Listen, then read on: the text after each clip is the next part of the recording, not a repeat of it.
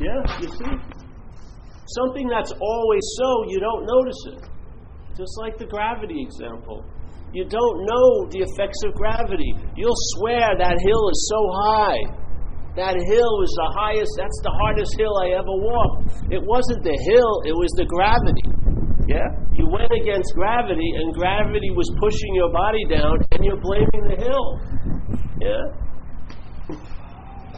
I mean, here's the knower and the doer and the unbelievable clear visionary of one's life, and you can't even lay credit or blame on what's causing things. Yeah?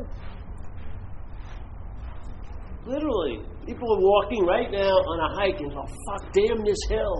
Damn this hill. It ain't the hill. The hill is totally neutral. Yeah? It's a force that you're not seeing that causes a weight to be pressed on your body if you go against it. Yeah? Well, in a way, we're going against the way, and we don't see that force, but it's like we're going against current. We're going against the wind in selfing. We're trying to propel ourselves. We're trying to live on self-propulsion because we're not picking up any strong, long-lasting, ever-blowing wind. We're picking up mental winds that come and go. Yeah? Jealousy and greed and self-importance and then self-loathing and tons of these things moving through. Yeah? That are guiding our life and pushing it, and we have no idea where it's coming from. We have tons of idea where it's coming from, but if you look, they're not true, because anytime you think, oh, I know what the problem is, it very rarely ever solves the problem, does it? I know I'm fucked, but you're still fucked. What's the point of knowing it? To me, that's the ultra screwed. Yeah? You're getting screwed, and then you know you're getting screwed, then the screwing gets up to the ultra screwed. You're ultra screwed because now you know that you shouldn't be screwed, but you are screwed. You don't see, it fails constantly. The field of knowledge, the reasoning, the logic, it's failing constantly, and we almost have an adamant refusal to realize that. Yeah? We go back to it over and over again, rely on it, rely on it, rely on it, rely on it. It has produced like a huge petri dish of potential fear that the mental anxiety is being gyrated and generated from there. It's just popping on our screen all day. Yesterday, tomorrow, cancer, destitution, girlfriend leaving, girlfriend staying. It could be tons of things. Just on and on and on and on. And there we are, like strapped to this porno chair, watching, but it's all about me. Oh, it's so fucking interesting to no one other than you. Yeah? No one will, unless they want to sleep with you or have you lend them money, they're not going to listen to you most of the time. They're not. There's an agenda for the listening. You're paying for someone to listen. Yeah? You basically are. You're paying them to listen. Yeah? And once they get the payment, they're not interested at all because they never were interested. I don't care if I don't care if you were divorced because I don't care if you were married. Really. I don't care. It's just, did you hear who's divorced? No. Were they ever married? Oh, they're divorced. Oh. I know it's okay, but we have a way of trying to relate to each other, and sometimes we can relate to each other in all of that because there's more camaraderie in what's taken us over than the freedom from it. Yeah? So we're all co-signing and, oh yes, this is my 5th divorce. Oh, Jesus Christ, 5 divorces. Yeah. It says it so clearly in a book that has been so neutered by most of society because it's only for alcoholics and drug addicts, the big book of AA. I'm telling you, I've read a lot of scriptures and I've read a lot of new stuff. No, I haven't actually, but in the past I had. One of the most valuable ones out there is the big book, It is. It describes the problem. It doesn't spend 800 pages describing the solution because that would just become a bigger problem for you if the problem's not dealt with. So the book starts with the problem. A lot of these books start with this great solution. All there is the oneness. Well, Are you feeling it? No. Then let go. I would if I could. I can't. You understand? Just surrender. I don't know what that fucking means. You know? Just give it up. What? I don't know if I'm holding. I don't know what am I, how can I choose? You know? I mean, they didn't describe the solution, they described the effects of the solution. Because then you can recognize it on the experiential level. You're not going to recognize, very rarely here, that all is one. Those are events that happen and intersect the linear story, but most events that we can relate to are experiential. Yes? So we'll know the tree by the fruit. So we'll know the state of mind by what it's producing. We can't really know the state of mind, yeah? But we can know its intense by what it's producing. In other words, if you read the tea leaves, you'll realize what tea tree it's coming from. Yeah? So here in the experiential level, a lot of those books I read never correlated, never translated into experience like recovery has for me. None. Not even close. Yeah? So one of the big things he says in this big book, he says, self, why are you in so much fear today? It's a great little question. Yeah? Why are you in so much fear today? Okay, you have a couple hours? Let me tell you why. I have this knee and I'm losing money, blah, blah, blah. No. All right. Oh, well, bring out even my old story. I got hit by a car in 1980. No. Oh, my mother was an alcoholic and my sister and brother killed themselves. No. That's not why you're in fear today. Why? Isn't it because self-reliance has failed you? What? Oh, yeah. Well, what the hell does that mean? Let's find out. Yeah? Let's find out. Okay, reliance. What does that mean? To lean on or to depend on? Yeah, basically. Okay, so there's a lot of definitions of it. Some people, if the reliance goes too crazy, they have programs called Codependent Anonymous, where you become too dependent on something, yes? This person to be your higher power or your life, whatever. And it gets perverted, yeah? The conditional mind goes crazy. They become the higher power, you adore them, and then you hate them when they leave you or they disappoint you, which they surely will, yeah, because they're not it. Yeah. Okay, so let's take reliance and take it as far as we can take reliance to. All right, now there's these old movies where there's a starlet and she has lots of fans, and this is one fan that's always writing her. And when she's signing up at her book signing, she's there and she's wearing the same outfit the starlet's wearing, and she's got the same hairdo, and she's had plastic surgery to look at the starlet. It's getting a little spooky, you know what I mean? And then she's going into the starlet's email and finding out her boyfriends, and she tries to date her boyfriends. And so she's got her reliance on the starlet has gone extremely a little farther to an obsession, to the point where she wants to be the starlet. Yeah. But she can't be the starlet. Why? Why can't I be the starlet? Because you're something else. You know what I mean? You've got this one roadblock. You can't, no matter how many detours and signs you put up, it's going to stop you. You can't be her because you're another her. Yeah? Okay? All right. Well, let me leap over that. Hey, I can become identified as her. That to me would be a huge high form of reliance. And what has happened in our mental state? The mind, through the auspices of the mental state, has become identified with this feeling, this sense of being a self. Almost like it's a hologram up there now. Anytime there's an action, there's a little sense of a picture of you being the actor as a body. Yeah. Every time there's a thinker, there's a thought, there's a sense of you as a body being the thinker. Yeah. Every time you feel it, there's a sense it's you feeling the feeling. Yeah.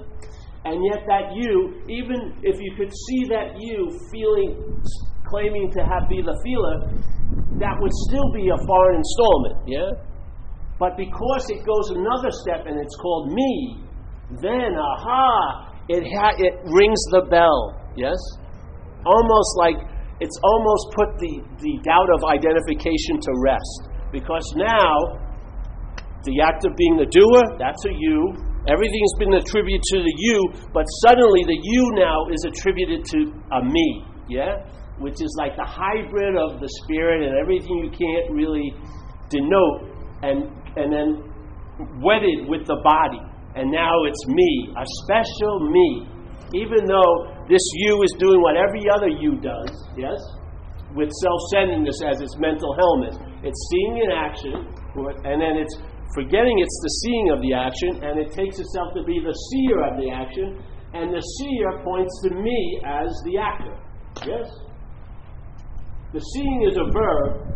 That's cool. But when the verb is now constrained to be a noun, then that's a pointer to you. Yeah? The me. The everlasting me. That's not everlasting at all. It's produced every day. So when I heard this lady at a meeting talking about, I'm so obsessed with myself, all I think about is me all day. And I think everyone here is thinking about me. But she was mentioning her me, but everyone was thinking about me. All these yous have an advanced chip in there that the you implies a me, and the me is an independent, separate, long-lasting entity with life, with awareness, with consciousness. But I'm aware, I'm conscious as this entity. Yeah? That's what it does. That's its presentation. And then it uses the freaking navigational system located in the brain, your little Google GPS, which is the thought system, to reinforce the sense of being me all day. Yeah? Claiming to be you, I did it, you did it, but the you will be, no, it's me. And I know I did it, but my intentions were different than the actions of the body. Because I'm the body, but I'm not the body. There's a me there, and I really wished you well while I was fucking you over. So please, forgive the body, but the me is pristine. It's looking everyone's well-being, yeah, which is not the story of the action figure. You're running over people, you're hurting people, you're ripping them off, but you have no idea. You believe the me is in this it's like washed in a very, very beautiful golden light, a mental shimmering membrane, totally encased in isolation. It's separate from everything. I don't care what you and you did. It's not me. Me. You robbed a store. You're a fucking asshole. Me, I robbed a store. I'm a starving artist. See? You don't understand. I had to do it. You didn't have to do it. I had to do it. I had to get high. You can get sober. I can't get sober. You don't understand me exactly. I understand me exactly. It's not you, brother. It's not you. It's not a specific little me that you're the only bubble or the only snowflake in this fucking blizzard that has that shape. No. Everyone here has the me. Yeah? Sitting on the sense of you. Yeah? And being reinforced by the thought system all freaking day. So it doesn't matter if the thought system fails you, it still reflects you as a me. Go ahead. Give me another crazy idea. I'm telling you, this is how I lived. When I was out there, I use this example because it just explains everything in my life before I got sober. I had a court date, yes, let's say October 1st, and it was September, let's say 15. And I was afraid to go to the court date because I thought I may end up in jail. Yeah, I was really afraid of jail. The court date wasn't the problem, but court date usually led me to go to jail, like maybe right away that day. So I was afraid to go to jail, so I didn't want to go to that court date. So I was sweating, and I went to my Greek oracle, the all-seeing eye behind the very dim-seeing me, and it said, listen, just don't go to court. If you don't go to court, you're not going to go to jail. Fucking far out. All right. Oh, wise one. I will take your advice once again. Even though all these scars tell me I'm really, really stupid to do so, I know this time it's going to work out. So here I go. October 1st comes, I'm kicking back, drinking beer, and I think of those poor jamokes in 850 Bryant, sitting in the courtroom. Oh, it's worked. Once again, my solution worked. I'm free from that fear of jail. So I'm driving around the next day with my girlfriend's car, and the police pulled me over because one of the parking lights was broken. And of course, I want to throw a tantrum because I haven't done anything. I haven't done anything. Why are you pulling me over? He said, well, you have a broken taillight. He goes back into the car, sits in there for 15 minutes. You know what happens, if you've ever been through this. If you haven't, if you hear this statement, you're going somewhere, which is, Mr. Hedman, will you please step out of the car? If you hear that statement you might as well, you might as well accept the situation. So that's what happened. Knocked on the door, and I go, why? What happened? What's going on? He says, well, you missed a court date, October 1st, and a bench warrant was issued. Now, I have never studied law about that. If you miss a court date, a bench warrant is issued, which means if seen on sight, you go right to jail. So now I'm going to jail. Now I'm in jail, and I have 2 court dates. That's the solution. The solution was not to go to jail. I'm in jail, and I have 2 more court dates. This was one decision out of many every day for years. You don't see where I ended and why I ended makes sense? Any life run on self-will will hardly be success. I'm telling you, hardly is that's undersizing it. You know what I mean? It can be a catastrophic failure. So, yes, this is it. Whatever you want to do, all your other practices and stuff like that, if you don't look back while you're looking forward in all these practices, you're going to be lost because there's going to be an assumption it's you on the path to the road of happy destiny. And it's not the road that can lead you to badness or goodness or happiness or joy. It's the one who's on the road. You're the harbinger of it all.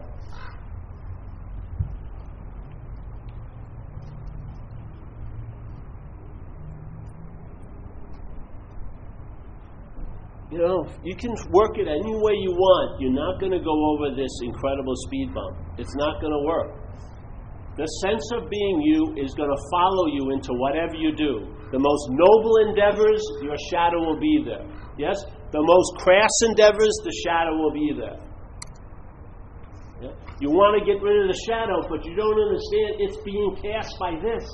This, not that. There isn't no shadow that's driving you fucking crazy. You're the projecting of the shadow. You, the identification as being you. See that, and then stop, and then see where you want to go. And you'll do whatever you're doing. If it's such a hot pursuit for this, it'll be a leisurely stroll. Because you'll know, and there's nothing wrong with this place, you'll know nothing out here has what you need. Because in a sense, you don't need anything on that level of wellness and spirituality. You need a lot of shit for the body and maybe the emotional state. You're having a bleak day or pills and this and that. Yes, needs. Trying to keep something that's unstable somewhat stable is job. It's a job. Yeah, here it is. Yeah, but what you are, you don't have to amplify what you are. It's as loud can be. It's so loud you're not hearing it. Its loudness is so infinitely loud, it's construed as silence here. Yeah. Don't let your little head, become the big honcho. Yeah.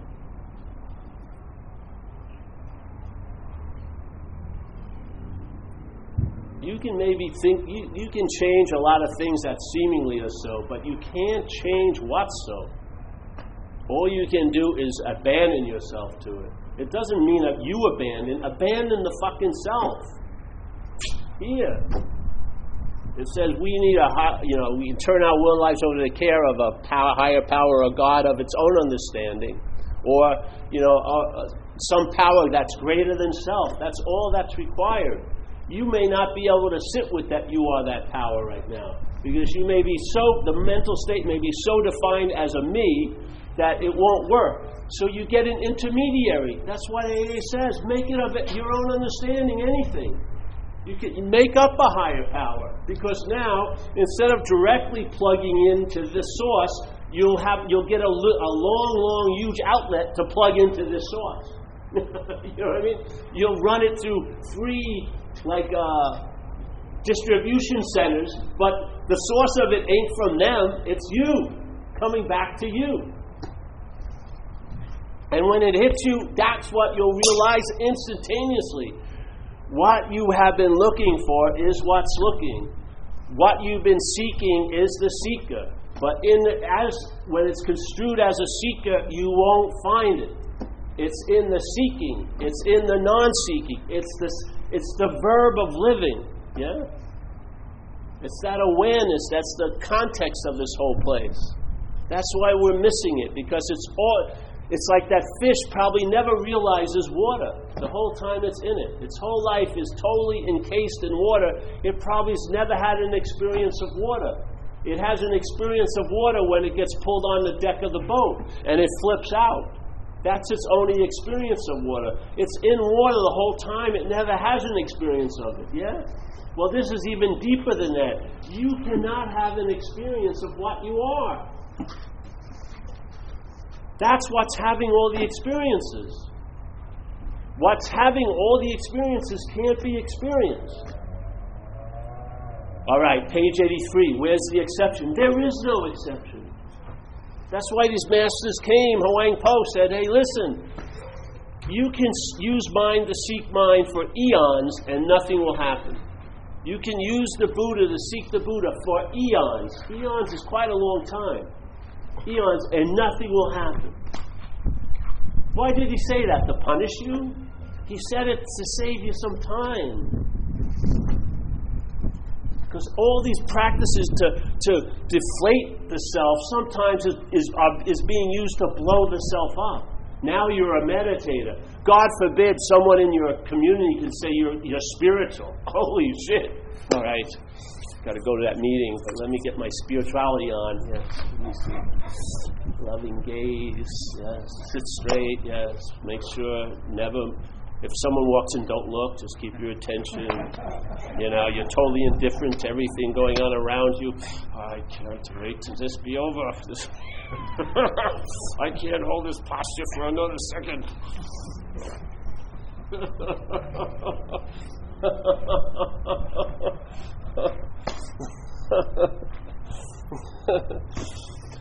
Please, man. You'll be relieved of the need to be liberated. Seriously. Hiker will be fine as hiker today because you're not hiker. John will be fine as John because you're not John. It's never gonna be as fine as you want it when you're it. It's never. It's always gonna be under review. Doesn't it do that all day in your life? You're always gonna be under review if you're underneath the topic of me. You know, if you are seen as a me, that me is always going to be looked at, pecked at, cleaned over, protected. You know, watch, see it. The Urban Renewal Project will just go on and on ad infinitum. You know how when they in politics, they always present, there's a big builder wants to get a contract from the city, and he says, oh, it's only going to be $1 million. And obviously, oh, it's run over budget, it's $5 million. And it's going to go on for 10 more years, it's $30 million. They're just raking in the cash. This is what it's like. Oh, I just want to improve myself. Your whole life is about never stop improving. Never, okay. And then I want to get out of that hamster wheel. It's not a wheel unless you're in it. Have you ever seen a hamster wheel in the cage? The hamster wheel is just a round metal thing. It's not wheeling. Yeah? It's when the hamster gets in it, it has, you can call it a hamster wheel. You can't call it a wheel, really, because it's not moving anything. The hamster is it. So the hamster's in there going, I hate the wheel of life. You're it. You're the force of it. You're the engine. Oh, wait, you get thrown off. Oh, God, incredible. God, stop the wheel. No, you just got out. The wheel is not self-generating. It doesn't come with a motor. You're the motor. There is no engine called seeking. You're the engine of seeking. You're not stuck in a seeking jet stream. You're the source of it. and it's based on some logic, maybe that logic is faulty. Maybe you don't need to be perfect here. Maybe you, without doing anything, deserve a break. You know? Let's bring in the accountant and see if you accrued enough value to watch that Homeland show tonight. Did you help people today? Okay, yes, you get an hour of freedom from me. Not really, but an hour, yes. Go walk in the yard. Get back here. What am I going to do tomorrow? I got to make money. I got to do that. Whoa. You don't see it as slavery? There's not really, doing stuff is fine. We're action figures, whatever we seem to be. But the doing to produce a better you, and you think, meditation is so noble. The mind will do the same thing with meditation as it does with money. Some people probably keep a record of how many hours of meditation they've done a year.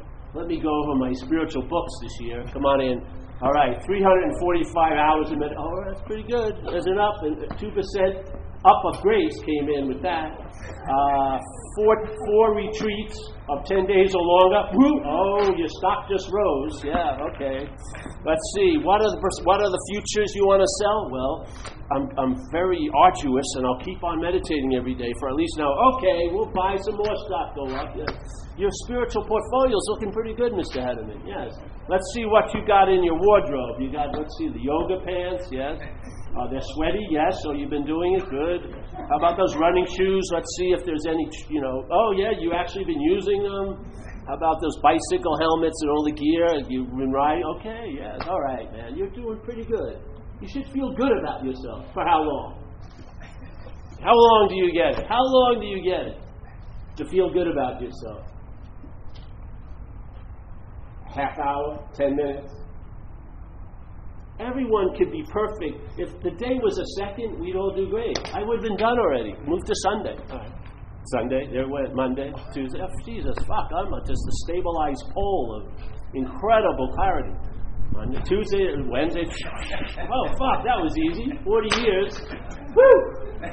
What do they talk about vigilance? There's no vigilance there. There's no fucking work happening.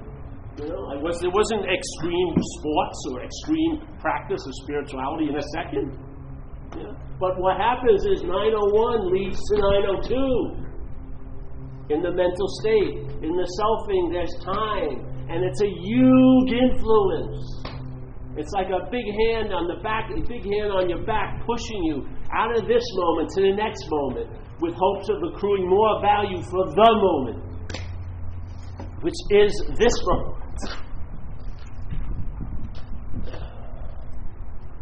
The me will say, you won't feel the slavery with the me. The me is totally oriented to be subjugated.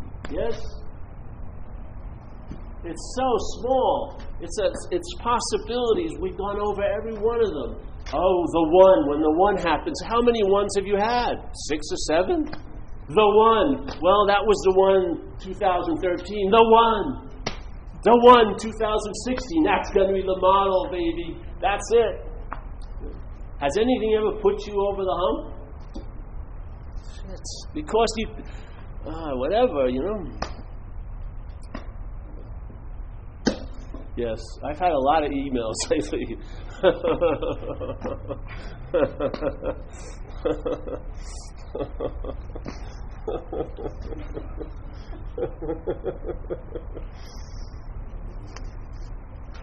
If you don't like this message, I'm not going to change the tune.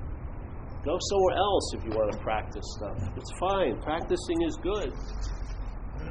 But it's not a raft to the other shore. The other shore is the exact same shore you're on now.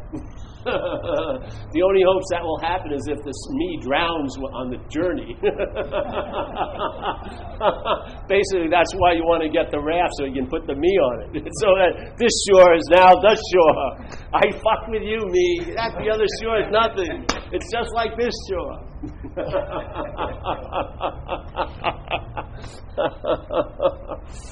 Yeah, well, I'm so happy to be here. I am. I love this message because it's a freedom that's worth it's worth the definition of the name of it. Yeah, because it's not dependent on outside circumstances and situations. It's not dependent on a working knee or an unworking knee. It's not dependent on I have a girlfriend, I don't have a girlfriend, because I've gone through all the gamut of a life lived here as an action figure, you know? And yet that was never moved, never dimmed. The access seemed to be unavailable, but not on its side. You know, like that old story I used to use with Heaven's Door, you know, where, you know, things haven't been working out for me, so I was hoping I could get to heaven faster, you know, so I get the map and I go to Heaven's Door and I knock on the door.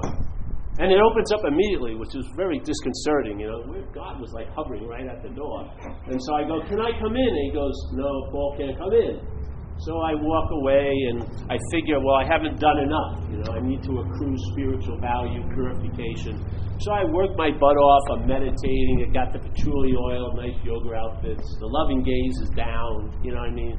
I'm doing foot massages and, you know, herbal rubs, usually on very beautiful women's backs, you know. But I would do it on anyone's, really. And it's all right. Now I'm ready. Knock on the door, and then he's there right away again. Woo! And I give him my resume. I go, and I'm pretty proud of myself. Jesus Christ, you know. Everyone's told me I'm spiritual and stuff. So I go, "Can I come in?" He goes, "Paul can't come in." So I, what? Now I'm pissed, you know. So now I leave. I say, "Fuck this." I get loaded. I'm just living fucking 2 women at once and all this. Just do whatever I can, you know. Just screw all this, you know.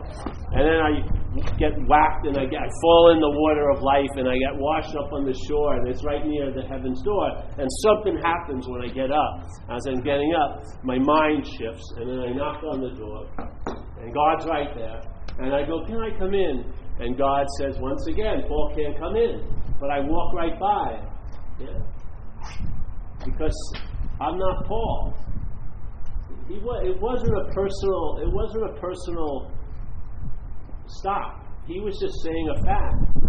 Any mind identified as Paul or Steve or John or Mary cannot enter the kingdom of heaven. Yeah. I took it as it was directed at me. It was directed at me, but I'm not that me, you see? And as soon as that was recognized, I walked right in. All the requirements were on my side, not on that side. Yeah.